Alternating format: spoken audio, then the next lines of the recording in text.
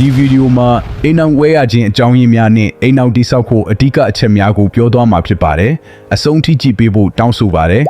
။ဆက်ဆံရေးမညီမျှခြင်းအချင်းချင်းနားမလည်နိုင်ခြင်းဆက်သွယ်မှုမကောင်းခြင်းကြောင့်အမြဲတမ်းအငြင်းပွားမှုများဖြစ်လာနိုင်သည်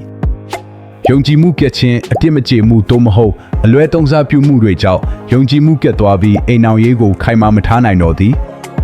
ငွေကြေးအခက်အခဲအိမ်အောင်ဘဝမှာငွေကြေးဆိုင်ရာအခက်အခဲတွေအလောက်ကိုင်မတူညီခြင်းအကျိုးစီးပွားမညီမျှခြင်းကြောင့်အငြင်းပွားမှုများဖြစ်နိုင်သည်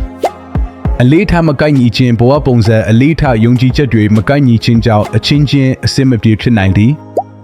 စိတ်ခံစားမှုအပြောင်းလဲအချင်းကြာလာတာနဲ့အတူစိတ်ခံစားမှုအလေးထားအိမ်အောင်ရေးအပေါ်အမြင်တွေပြောင်းလဲသွားနိုင်ပြီးအတူတူမနေခြင်းတော့ခြင်းဖြစ်နိုင်သည်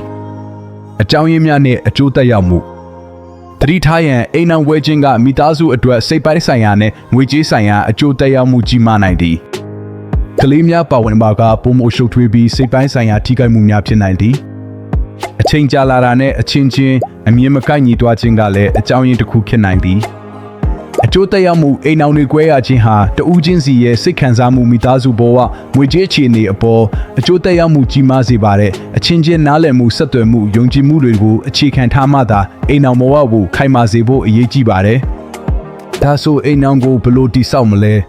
။အိမ်အောင်တည်ဆောက်ဖို့အဓိကအချက်များနားလည်မှုတဦးရဲ့အမြင်ခံစားချက်ယုံကြည်ချက်တွေကိုနားလည်ပေးဖို့အရေးကြီးပါတယ်။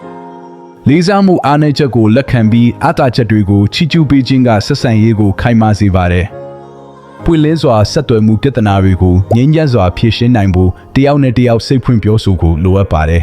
။ယုံကြည်မှုအိမ်အောင်ဘဝမှာယုံကြည်မှုမရှိရင်အခြေခံအဆောက်အအုံမရှိသလိုဖြစ်နိုင်ပါတယ်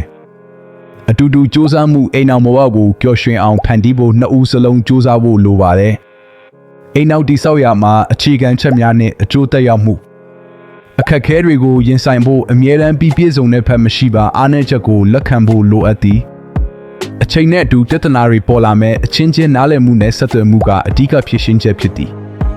မိသားစုငွေကြေးအလုပ်ကိုင်စိန်ခေါ်မှုများအတူတူဆွေးနွေးပြီးအကျိုးတူဆုံးဖြတ်ဖို့လိုအပ်သည်အကျိုးသက်ရောက်မှုအိမ်အောင်တည်ဆောက်ရာမှာမေတ္တာတစ်ခုလည်းနဲ့မလုံလောက်ပါမေတ္တာကိုအခြေခံပြီးနားလည်မှုလေးစားမှုယုံကြည်မှုဆက်သွယ်မှုတွေကိုပေါင်းစပ်မှသာခိုင်မာပြီးတာယာတဲ့အိမ်အောင်ဘဝကိုတည်ဆောက်နိုင်ပါတယ်